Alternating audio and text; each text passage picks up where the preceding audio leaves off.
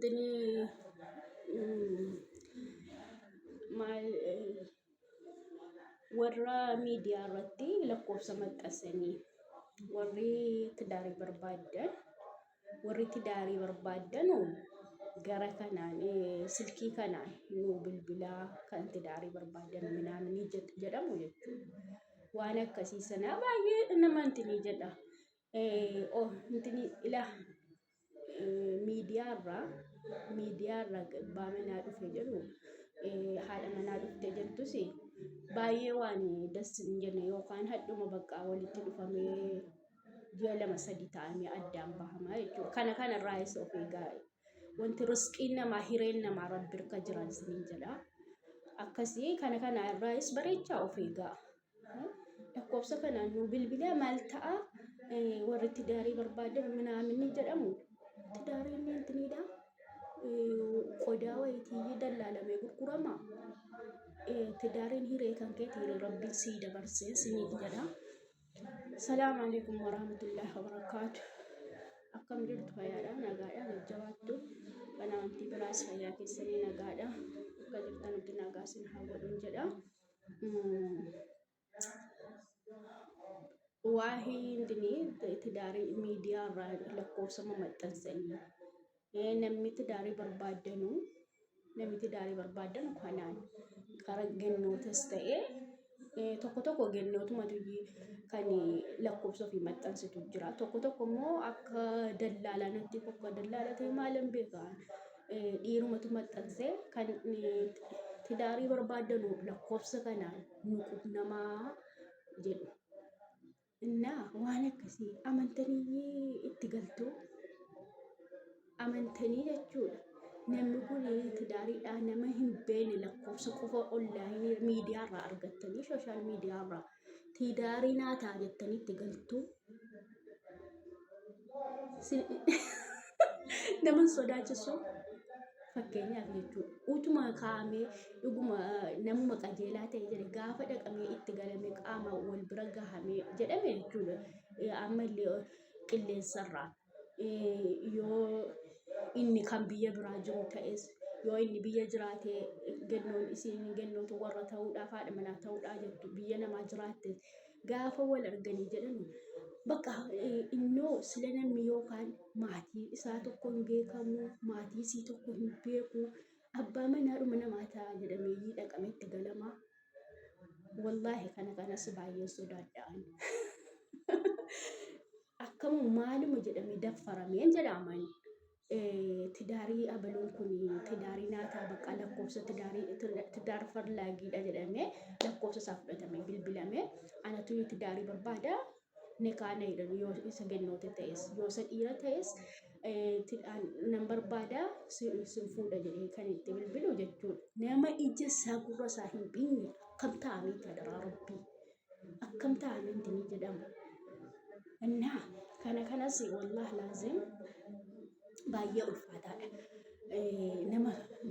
Nama qaamaan hin beekne tokko kan maatiin lama wal beekan iyyuu keessoo isaa yoo hin beekne jechuudha. Maatiin lama wal beekaniidhaaf yoo walii kennanii jedhan iyyuu namatti hammam ulfaata. Hammam namatti ulfaata daraa. Innaa nama ija isaa gurra isaa hin beekne fayyaa ta'ee maraataa ta'ee hin beekne maal jedhamee dhaqanii itti galama. Deegannootaa bu'eetu naasa dubbadha bakka. Ija isaa gurra isaa hin beekne fayyaa ta'ee maraataa ta'ee maal akka ta'e kan hin beekamne akkam ta'anii dhaqamee itti bilbila bakka lakkoofsuma maxxanfameedhaan lakkoofsuma abbicha sana argatameedhaa fi dhaqamee dubbifamee akka inni nikaa hidhatu godhamee booda itti dhaqamee itti heerumama. Inninis jechuudha inni gannoonni maxxansitee lakkoofsa ofii maxxanfattee naanii abbaa manaan barbaadetti maxxanfattee naanii bilbilee fi jedhu jechuudha. Fayyaa ta'uusii maal ta'u yaanii tokko yaanii ofii utuu hin bahin nama maxxansiisu jechuudha. Fayyaa ta'uusii nagaa ta'uusii utuu hin beekin lakkoofsuma sii argateedha maal jedhee itti dawwalee sinfuudha jedhee yaani waa'ee bultii wajjiniin ijaarrachuu dubbata. Wallahi akka namni yaani bakka daffaarii bichaa ta'e namuma hin akka isaan harkaa badee wallahi laaziman baay'ee natti ulfaata annan sodaadha nama kana yaani nama hin beekne tokko bultii jechuun qalbii miti akkuma viidiyoo hedduu kanantinii jedhaa jiru jechuudha. Waa'ee namni bultii namaa keessa galuu irraa dubbataa jiru jechuudha. Bultii ijaarrachuunis qalbii miti. Bultiin kun jechuudha rabbiin hiree isinii dabarse tokko isinii dhowwatu jechuudha. Yoo isin dhokattanii mana harbaa keessa turtanii jettanis yoo isin biyya biraa biyya faranjii jiraattanis jechuudha. Hireen keessan kan rabbiin waliin bultii ijaarrate waliin jiraattaa kan rabbiin jedhe jechuudha. Wallaahi eessattuu wal barbaada hinuma wal argatama jechuudha. Qaamumaan yaani lakkoofsaan miidiyaarraa wal baruutu hin ta'in qaamumaan rabbiin walitti fidee wal jaallachiisee bultii waliin ijaarsisa jechuudha. Garuu nama hin beekne akkamittiin tinii jedha. Maal isinii himuun barbaade Egirinyaa miidiyaa kan jedhamu afaan Amaaraatiin kan dabarsu namicha miila hin qabne san miila tokkoon deemu yaani tinii kiraanchiidhaan deemu sana yoo beektaniif Egirinyaa miidiyaa maal jedhama.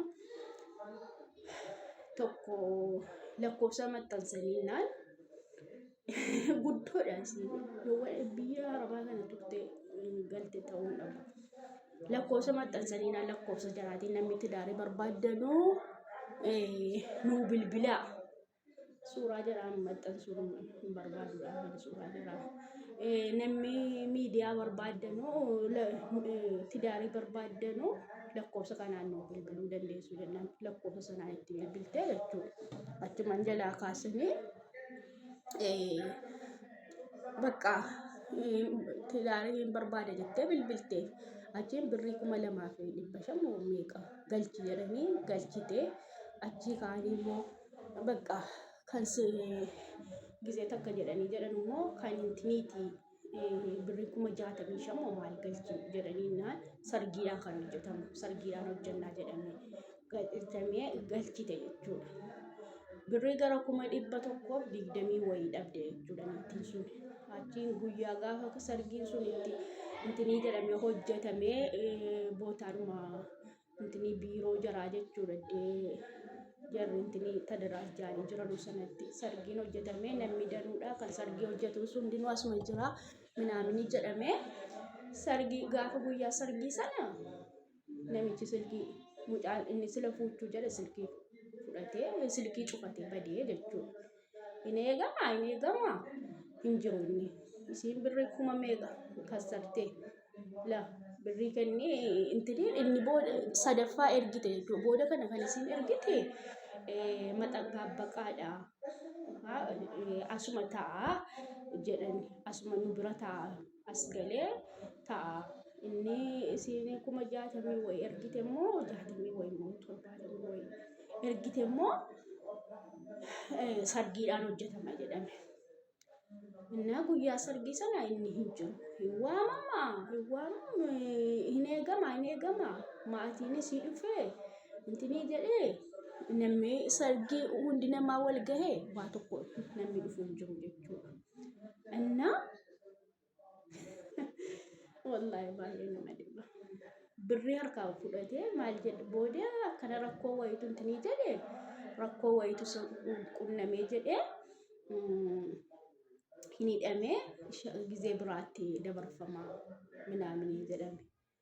Gisee biraatti intinii jedhama rakkoon qabu birrii immoo maxxabaabaqaa kan intinii biiroodhuma jaraa keessa taa'u fakkeenya ergiin daganaa jedhanii ammas kuma bakka walumaa galatti gara 120 wayiiti laa birriin isiin baafte jechuudha. Birriin ani waantinii jedhee waan ta'e nu qabsiifachuudha jedhee lafa keewwadhee na duraa akkanatti intinii ta'ee na godhanii jettee bakka maal wallaahi waan akkasii waan miidiyaarraa dhufu kana hin amaninaa isiniin jedha akka fokkootti hin amaninaa. Tidaarii yoo ta'e jechuudha ዝም ብሎ itti galamuu miti jechuudha. Tidaariin beetasabiin wal beekuu qaba. Maannatii namaa isiis ta'e maannatii isaa beekuu qabdi. Isas ta'e intala abaluu akkasiin taate beekuu qaba. Kanaafuu zimmi jedhamee tidaaritti hin galamu. Kunoo innumti bara ammaa keessa innumti wal beekamee biyya tokko keessaa wal fuudhamee jedhamu. Hammamiif hammamii wajjiniin jechuudha.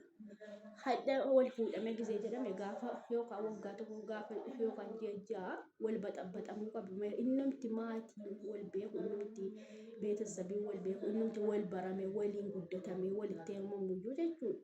Waa tokko akkaataa dhabeeras zabana ammaa waan isaa wallaalle malee jechuudha. Gisee durii jarri keenya waggaa meeqa mana ofii qabatanii hanga idimeen jaraa jirutti jiraatu. Gisee ammaa gisee kan keenya keessa immoo jechuudha.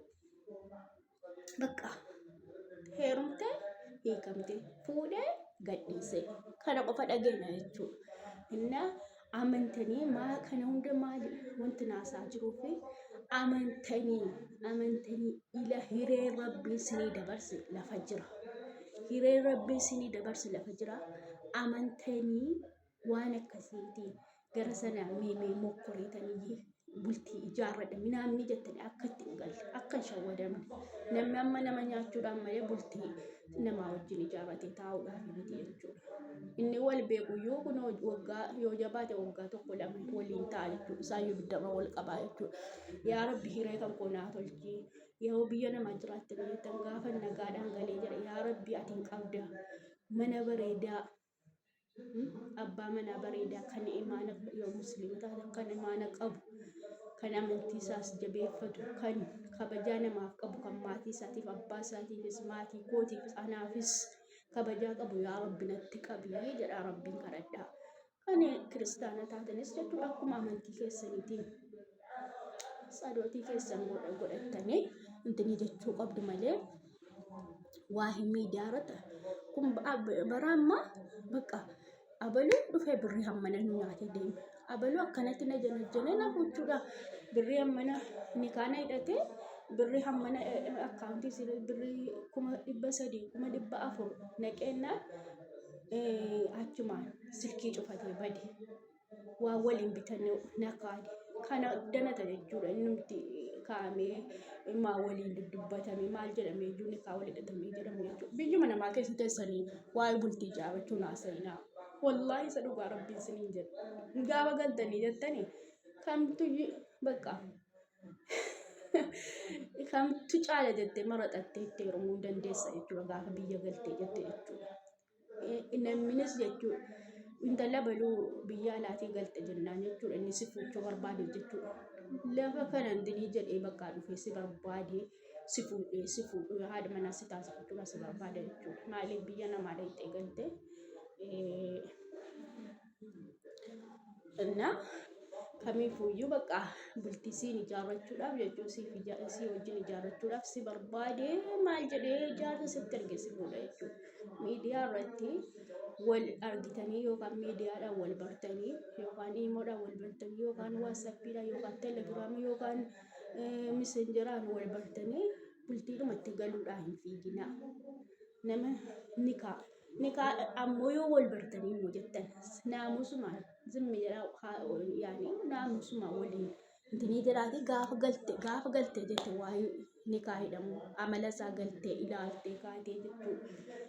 Waliif ta'uu amala waliin ilaaltanii kaatanii walii ta'uudhaaf walii hin taane bartanii itti galuudha malee asuma biyya namaa irratti onlaayiniidhaan si bareennaan bultii hidhadha nikaana hidhatu nikaan hidhadhaa minaamni waan akkasiitti hin gadinaa. Bakka gaafa galtee jette yoo dhuguma namni kun nama rabbii sodaatu ta'e kan itti rabbii sitti qabee jedhe kun nama rabbii sodaatu ta'e siin haasaa jiraate jechuudha. Zimmi jedhaati hanga galtuutti baqqaa jechuudha. Akkuma obboleessaa nagaa gisee tokko wal gaafadhaa.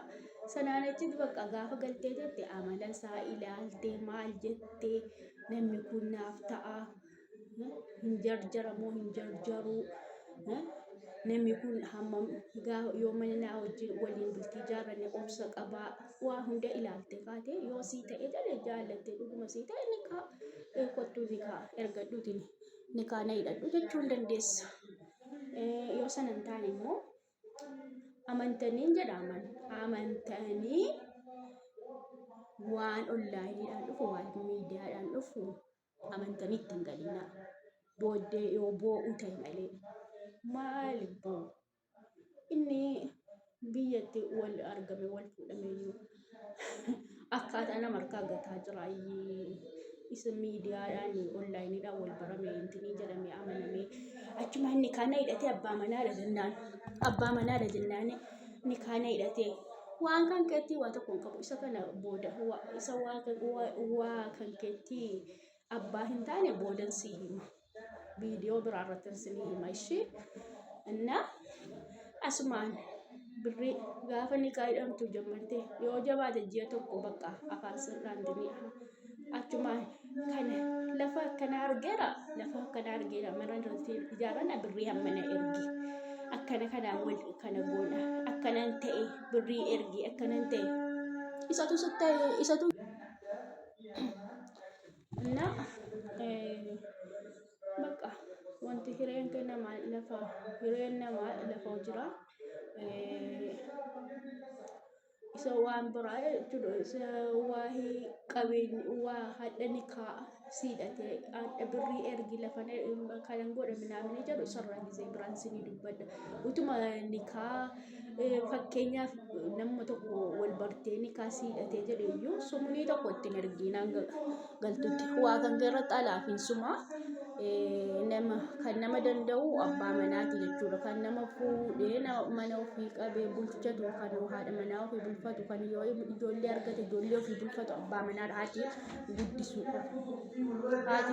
qofa assalaam nagaatti ijoolleetu natti dhufanii televizyiinii ilaalaa jiranii barree natti bananii naa nagaatti gisee biraan itti sinii deebi'aan siniin jedha yoo viidiyoon kun isinitti tolee jedhee laayikii sheerii sabiskiraaybii naa godha na jajjabeessaan siniin jedha hadaraa takkatu akka inni 1,000 naa guutu naa godha hadaraa wanti sin rakkisu hin jiru waa farankaadhaan dhayxanii suuqii dhayxanii cinqamtanii waa bituu miti gisee viidiyoon kun isinitti dhufee keessa galtanii dhaggeeffatan laayikii sheerii hanga macarrashaatti naa dhaggeeffachuu kanuma na jajjabeessuun malee farankaa naa kennaa siniin jedhaan jiru birriidhaan bitaatii naaf intinii jedhaan siniin jedhaan jiru harkuma keessan mobaayiluma keessaniin jechuu gisee viidiyoon kun isinitti dhufee keessa galtanii dhaggeeffatan laayikis godha sabiskiraaybii godha sheeris godha koomentis godha akkasiin siniin jedhaan nagaa ta'aa bakka jirtanitti rabbiin nagaa sina godhu gisee biraanitti sinii deebi'aa ammas